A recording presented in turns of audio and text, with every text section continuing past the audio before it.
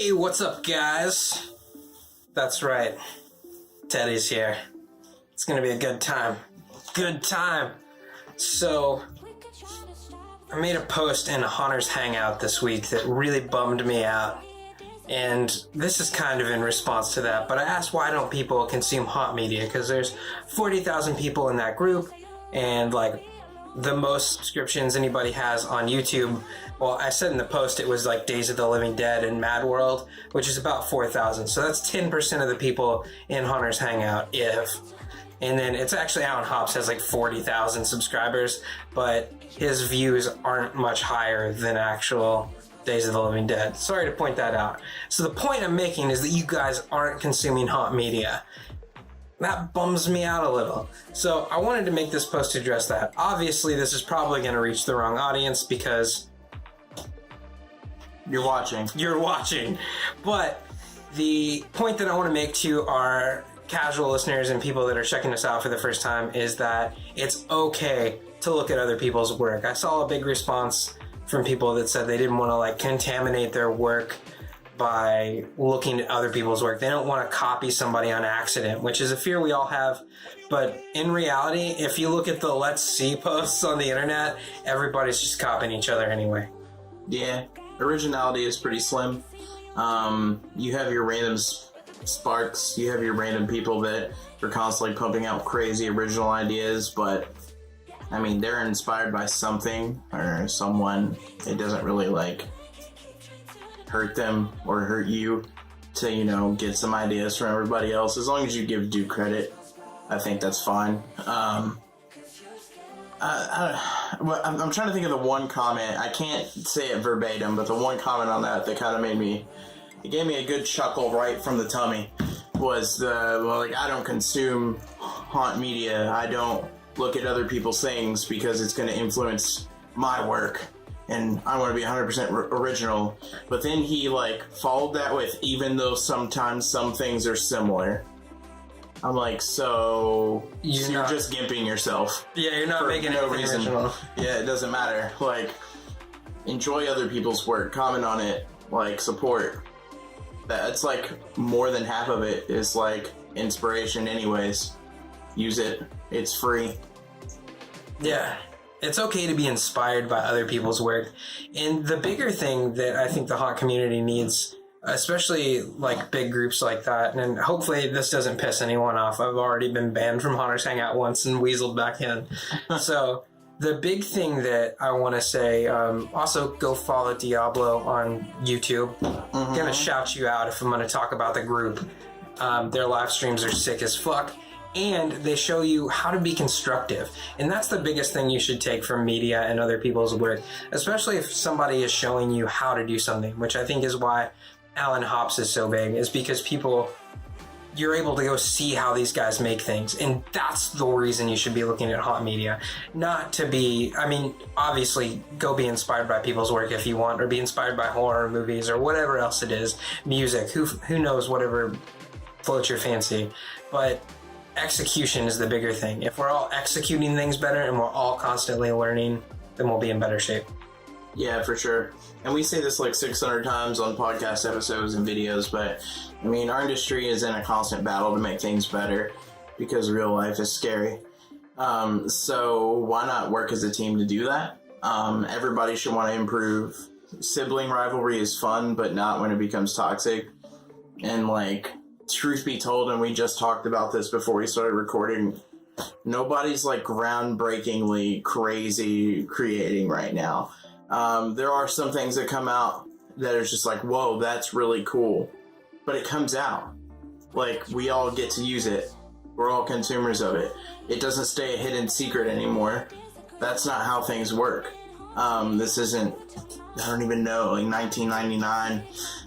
There's no I bet you they don't know how we do our Pepper's ghost effect. Chill out with that.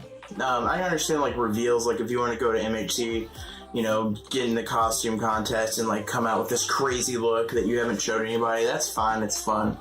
But don't be an asshole about it. We share with other people and other people share with us. Our costumes, we don't have any secrets. We'll tell you exactly how we did every part of them. And the costumes that we got inspiration from, those guys told us exactly how they did what they did. For the most part, I think there's things that it's okay to be shy with too. Obviously, I've never seen anybody do the same makeup Sven Puss does. And if you ask one of them, I hope this isn't a slight in any means, but they give you, I asked Brooke on a Facebook post once, how do you guys do your makeup? And she said, we use assorted things, which I took as it's our style, it's our thing. So, and that's awesome. I'm glad they have their own thing and keep rocking it. But the thing is, no one's going to look exactly like them. No one's going to look exactly like us.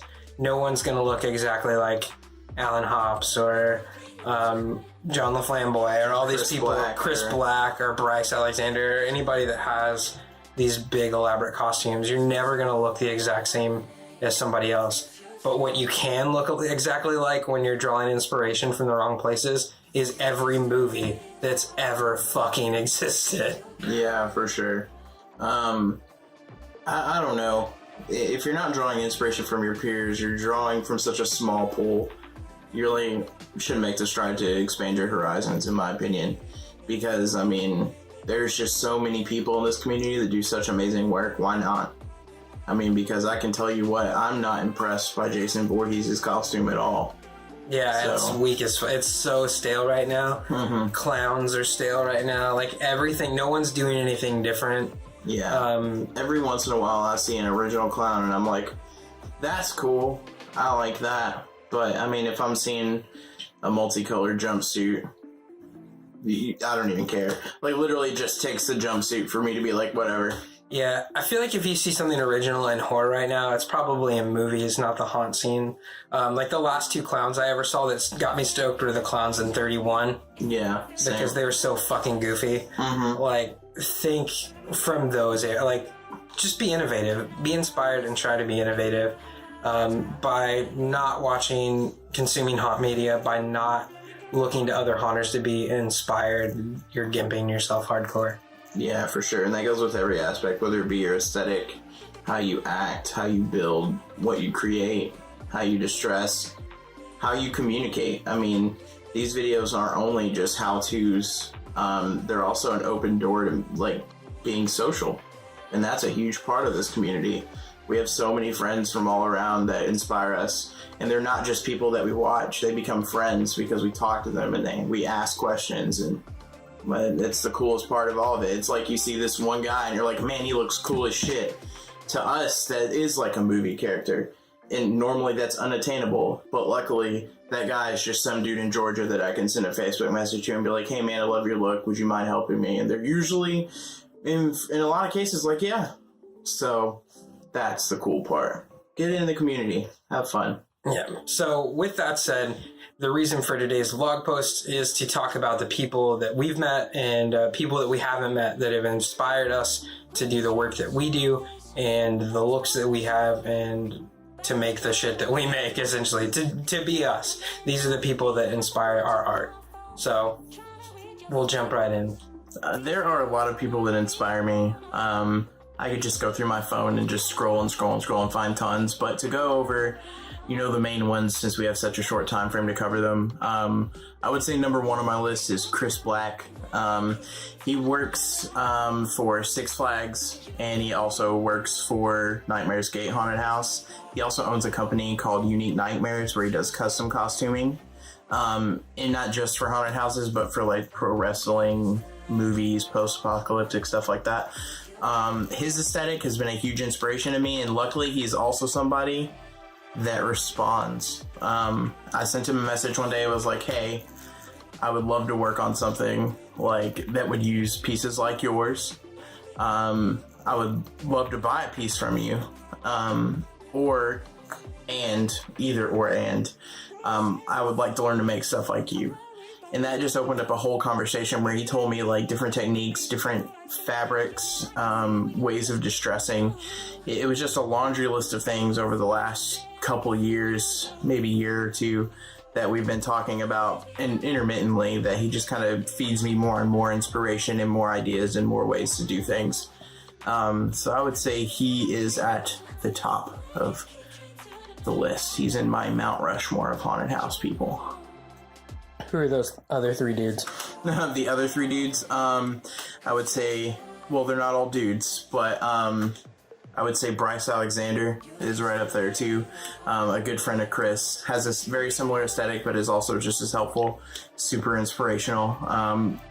Good, like, similar style. They both kind of have that Rob Zombie-esque, like, look to their costuming, and it's dusty and grimy and gross with a lot of layers and different stuff. Also up there, I would say it's just one person, but it's not. It's Vinpuss. They're a huge inspiration to the aesthetic that I want to achieve as well. They've got basically hyper stylized looks. They execute them fucking flawlessly. They use all the elements that I enjoy the most. I love earthy things, flowers, plants, stuff like that. I mean, my cell phone case, like, I love that look. So they really capture the nomadic druid crazy lady look that I try to turn into a male look the best I can. And they're also very helpful, and they have great items for sale because you can buy accessories from them because it's what they do. They build characters, they make accessories. So a part of my headdress is made by them. And then also, as of recently, a huge, which I actually know or have not talked to anybody from this haunted house, but Paranoia Haunted House. They're very eclectic. They're also very hyper stylized. They have a lot of strange, like, YouTube videos and media, but their look is also something. It's kind of like similar to Svinpuss, but maybe more Victorian. They use more odd colors, like, whereas, like, Svinpuss uses a lot of earthy colors and stuff like that. They use colors like white and gold and stuff like that. And it's not like just a bloody white dress. It's different. Like, it's almost clean looking. And that's a look that I like as well. You know, kind of off that track, whereas most of these people are kind of inspirations when it comes to, like, character creation or costuming and stuff like that. I also have inspirations when it comes to the business itself. Pretty much my haunt dad. Been one of my mentors, whether he knows it or not. Brett Hayes. Of course, Brett Hayes. The owner of Fear Fair, president of the Haunted Attraction Association. One thing that I can say that he teaches me over anything is work ethic. I mean, he just goes to war with his haunt every season.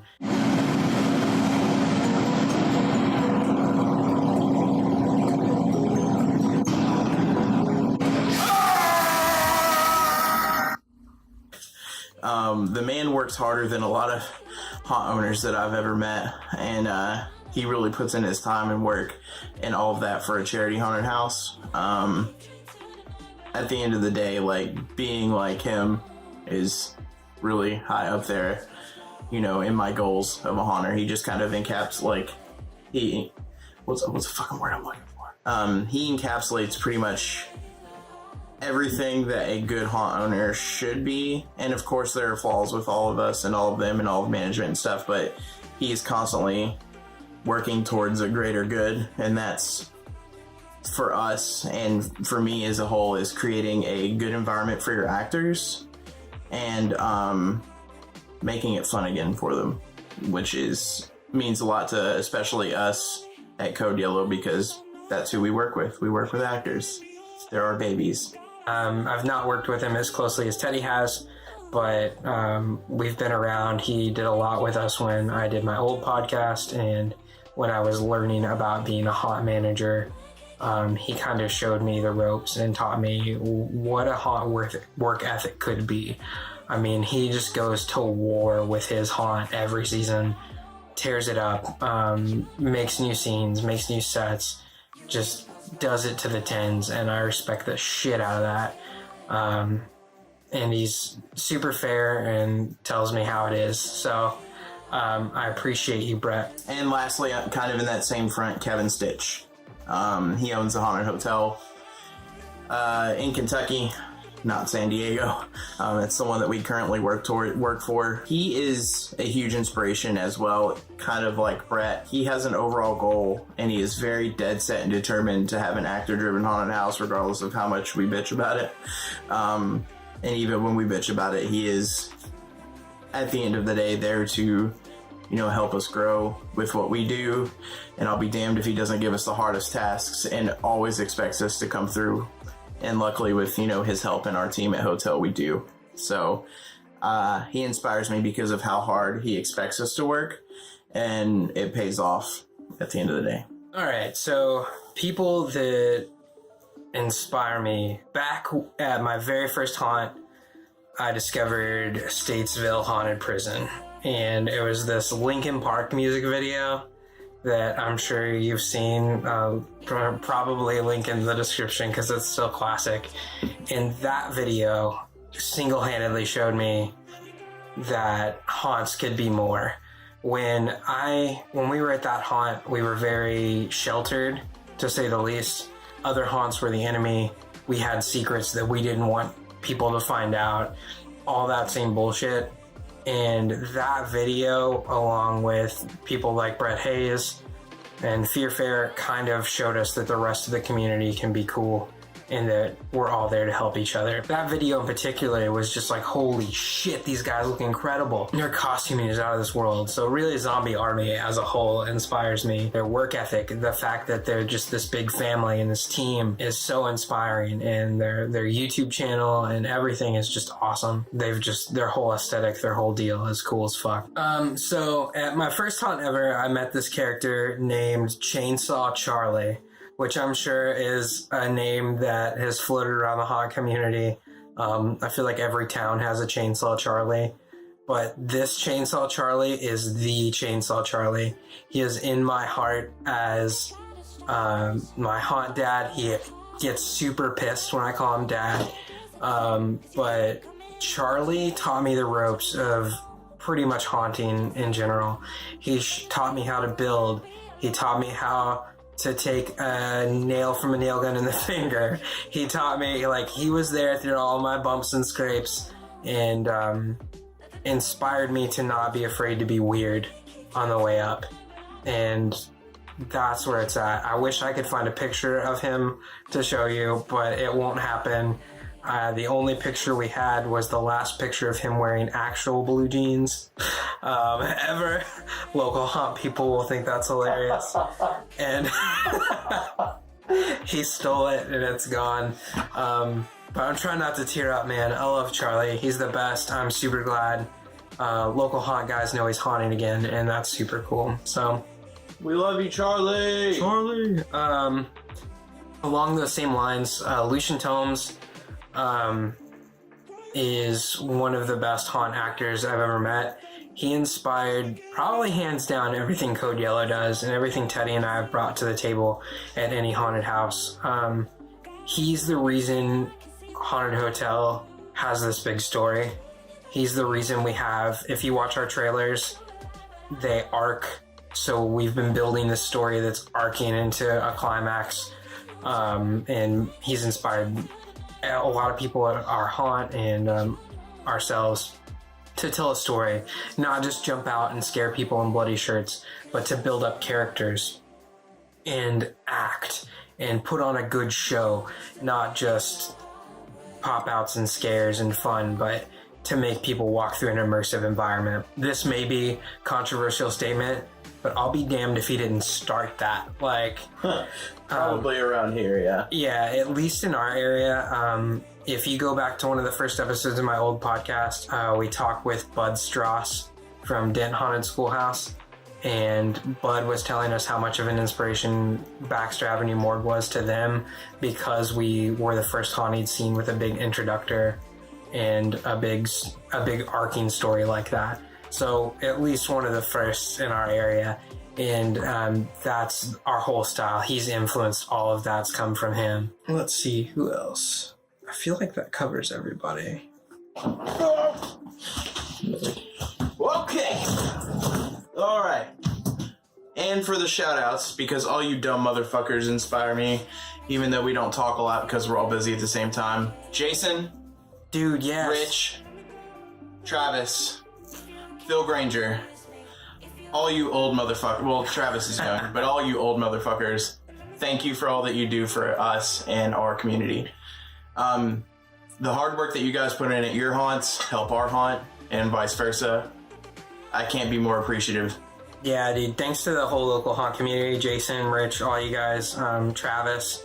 You guys know who you are, and whether it's a shoulder to cry on or advice for making something stupid we're working on or selling us used props, you guys have been there. So thanks a bunch to all of you guys. We love you. And with that, I'll say, get involved in your local haunt community. Become friends with everybody. Never stop learning. Always absorb information from your peers. And I promise you'll just keep growing. You're never too good to learn. We're not too good to learn. We learn something all the time. Yeah. I guess with that, the only thing else I really know to say is hey, do me a favor. Hey, get the fuck out of my face.